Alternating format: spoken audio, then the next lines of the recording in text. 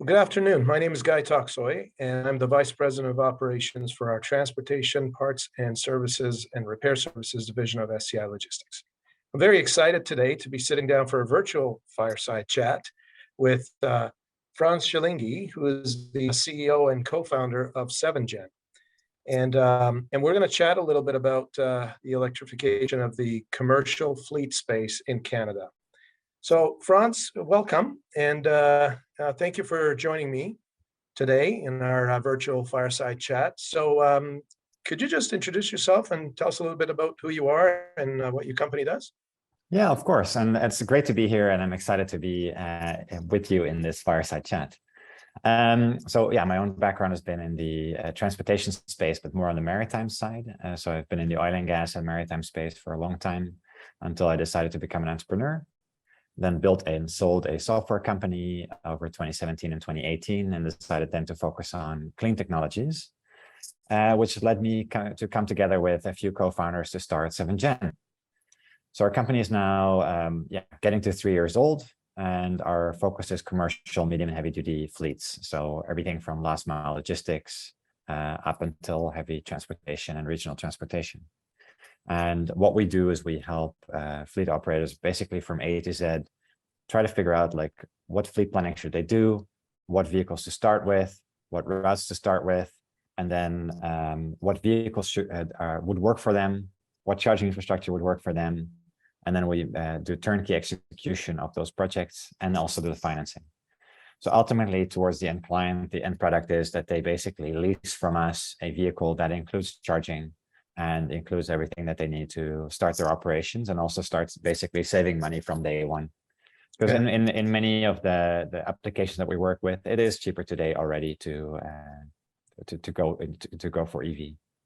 We'll discuss some of those things and get into it a little bit detail later on, hopefully in our chat. But just to start off, vehicles are a very passionate subject for me. And I'm really excited to chat with you about them today. But specifically about the electric vehicles or electrification of the commercial fleet in Canada. But this is like the new gold rush, right? I mean, everybody's talking about electrification and EVs, both on the personal vehicle side as well as on the fleet side, commercial fleet side. But in your opinion, what are some of the main reasons why companies are wanting to convert either part or all of their fleets into electric vehicles? Yeah, I mean, the main reason is obviously driven by climate change, right? Like climate change is the overarching framework by which the fleet transitions are being done. Generally, they drive government policy, and then government policy drives incentives, and those incentives now make it cost effective for operators in many areas in Canada and elsewhere to move to EV. So EV has been a technology that's been around for many decades, generally hampered by the battery density. So just the weight of battery that you need to haul around to do a certain amount of range, which means especially in commercial applications that you're losing payload. Sure. So there's offset you need to do on the battery side. On the other hand, once you have an electric vehicle, it is super efficient in terms of converting energy to transportation, to ultimately movement. Yeah. So if we're able to tap into that efficiency, that also drives a lot of advantages for someone moving into EV. Sure. So given that the purchase price is manageable, let's say, the advantages for an operator on an operations side are that you almost have no maintenance or like very little maintenance, and your energy cost goes down because generally the cost of electricity is a lot less than the cost of fuel, and you have this very efficient way of converting energy to movement. I want to talk a little bit about the transition plan, right? So, how would I know if my business and the fleet that I'm running is a good candidate to go electric? I mean, what are some of the items that I need to look at, my team needs to look at as part of my operations, and maybe talk a little bit about what important items get lost in this whole euphoria of switching over from internal combustion engines to electric. We're doing something good for the environment. We're also going to save money, and we're going to make our drivers happy and fleet operators happy. But what are some of the things that we might overlook in that sense? I'd say, the best summary is if you're doing less than about 250 kilometers in a day and you have the ability to charge overnight, you should seriously look at electrification today, because there are generally, in most vehicle classes, there are solutions that are available today with a good reliability that you could start integrating into your fleet. Okay. So I think that's a rule of thumb. And why am I saying that is, I've got two components. One is the vehicles, right? Like the bulk of the vehicles, commercial vehicles available today have a range of up to about that 250 kilometer mark. And then it's about the investment that you need to do in charging infrastructure. Okay. So if you have only half an hour to charge, it's going to be very hard for you to make that work economically, right? It's going to be expensive. If you have 10 hours to charge, the charger that you need to install is much smaller, and your investment in charging infrastructure is going to be a lot smaller, right? So the business case is vehicle and the charging infrastructure required to make that vehicle work. You have to sort of see them as one, because they jointly determine the capital expenditure that you're going to have to ultimately get one unit on the road.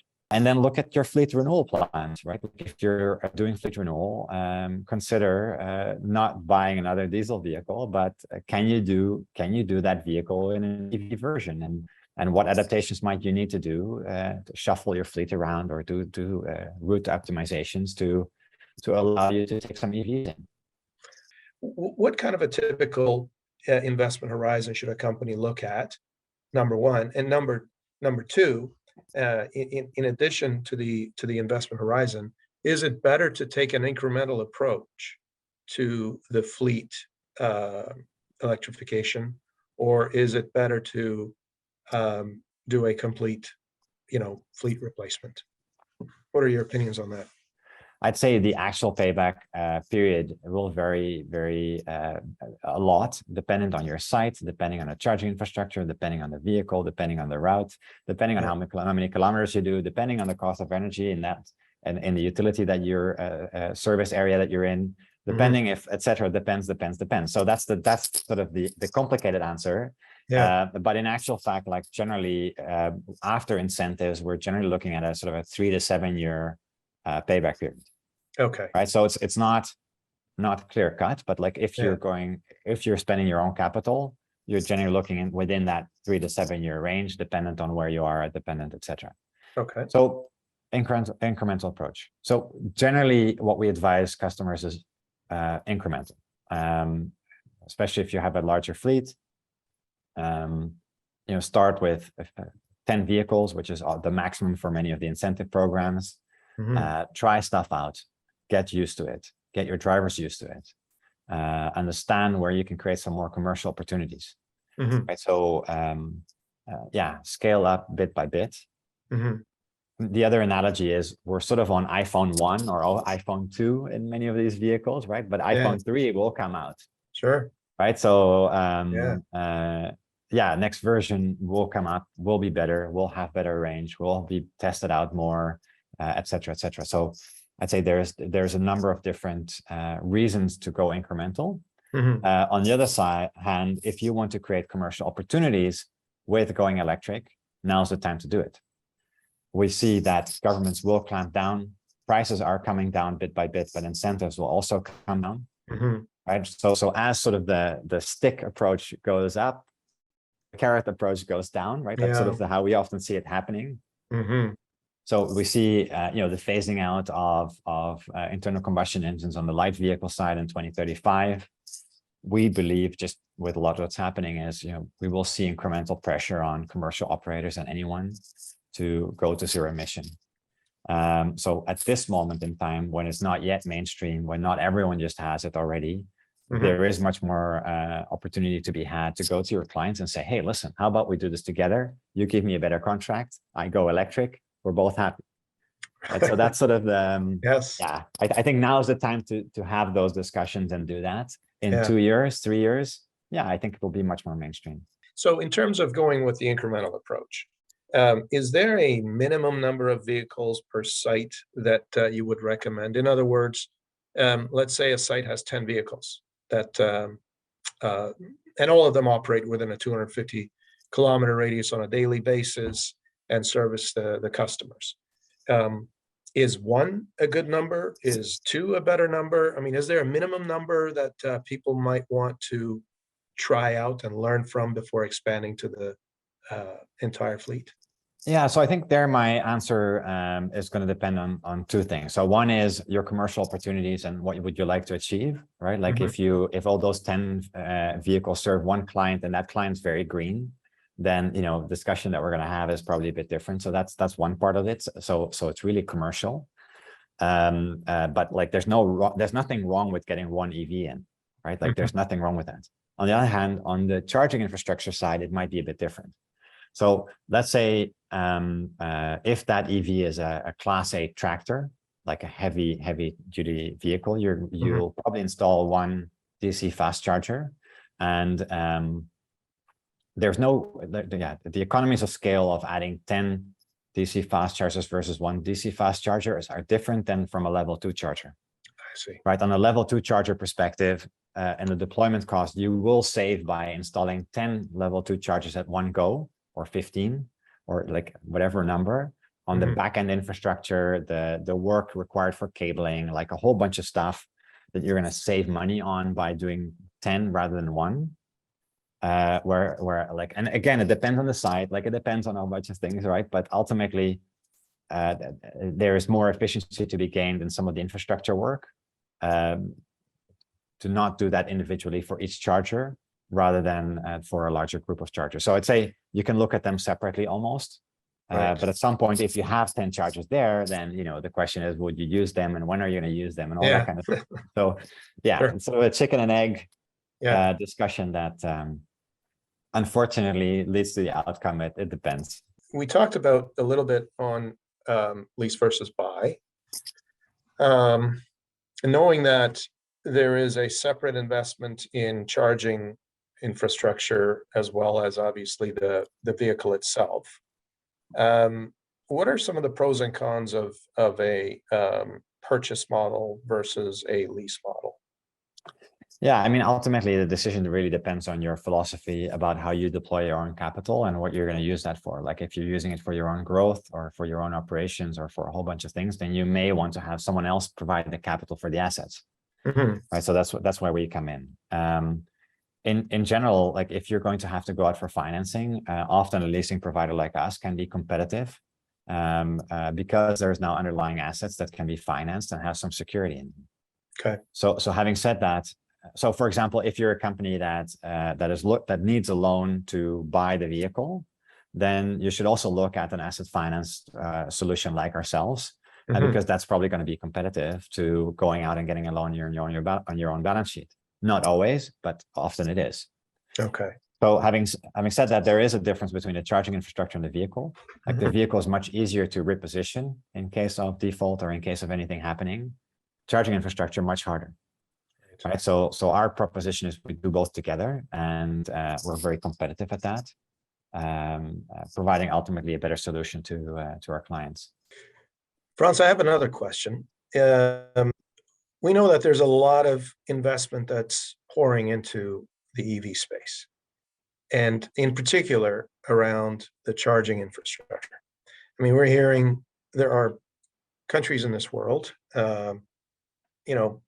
China being the largest one in terms of critical charging infrastructure. The quantity that we're hearing is massive, in massive numbers.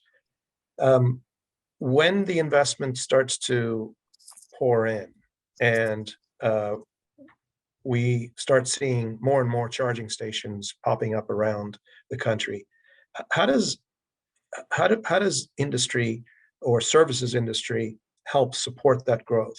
Because I'm not aware of any specialized providers that are available that are out there that's going to be able to scale up in the speed with which this investment is supposed to be coming, and not only help deliver and install these charging infrastructure, but also to maintain them. How do you see that being addressed as a challenge as the investments start to kick in? Yeah, I'd say at this moment, everything happens through local contractors, right? Like, so we have a network across the country of vetted contractors, but they're generally local. So it's, yeah, it's hard to find someone that we work with in Ontario that will also do work in BC. And generally they also support us on the maintenance side in terms of having people on a call-off basis to come and intervene. Yeah, I think that market will evolve, right? Like, it will see players, maybe such as yourself, ultimately scaling up to become that larger scale service provider that may be required in the space to really get to the next level, because that's the evolution that will need to take place from moving from like a more piecemeal solution to something that's more holistic. Right. So what you're talking about is more local partners that are that you're utilizing, or that you're seeing being utilized for the delivery, installation, and servicing of charging networks. But if you were to scale those up at a level that's going to be needed over the next 5-10 years, you're really you should be tapping into more, I guess, global players or bigger players that help clients scale up quickly and build that infrastructure, right? Yeah, I think we're definitely open to that, right? Like, we're looking to scale fast, right? Like, we're a recipient of some of that money flowing into the space, and ultimately we're looking to build this at scale. So we're constantly looking for partners to scale with. Yeah, it's exciting. So, Guy, I mean, like, we spoke a bit about sort of where this charging infrastructure is going to go, and ultimately, I foresee that we'll have a lot of distributed charging infrastructure in a number of different locations. I know SCI has some knowledge and skills that that you're thinking about bringing to this EV. Can you talk a bit more about what that looks like? Sure. What SCI does is help our client base with delivery and installation of different types of commercial solutions, whether they are, automatic bank machines, or parcel lockers, or kiosks in various locations.